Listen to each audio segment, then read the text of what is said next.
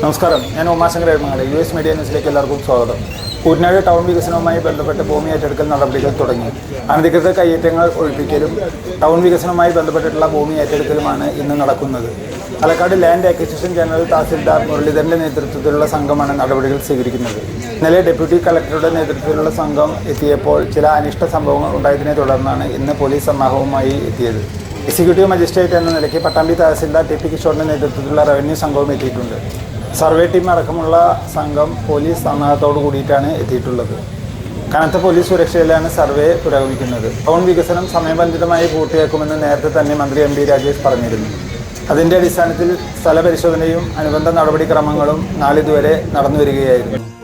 അനധികൃത കയ്യേറ്റം ഒഴിപ്പിക്കലും സ്ഥലം ഏറ്റെടുപ്പും ഇന്ന് തന്നെ പൂർത്തിയാക്കുമെന്ന് അധികൃതർ അറിയിച്ചു.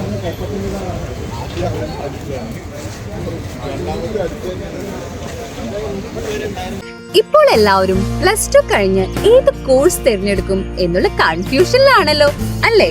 ഡിഗ്രി പഠിക്കാനാണ് തീരുമാനമെങ്കിൽ കാലിക്കറ്റ് യൂണിവേഴ്സിറ്റി അംഗീകാരത്തോടു കൂടിയ BCom finance, BCom CA, BA functional English, BSc food technology, BA economics വിത്ത് ഫോറിൻ ട്രേഡ്, AICTE അംഗീകാരത്തോടു കൂടി BBA BCA കോഴ്സുകൾ പഠിക്കുന്നതിന് അനുയോജ്യമായി നിങ്ങളുടെ തൊട്ടടുത്തുള്ള സ്ഥാപനമാണ് MES arts and science college Pattambi. UG കോഴ്സിനൊപ്പം വിവിധ ആഡ് ഓൺ കോഴ്സുകളും യോഗ ട്രെയിനിങ്ങും ഇവിടെ ലഭ്യമാണ്.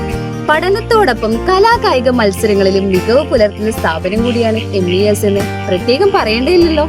അർഹരായ വിദ്യാർത്ഥികൾക്ക് സ്കോളർഷിപ്പും നൽകി വരുന്നുണ്ട്. ഇത് MESന്റെ മാത്രം പ്രത്യേകതയാണ്.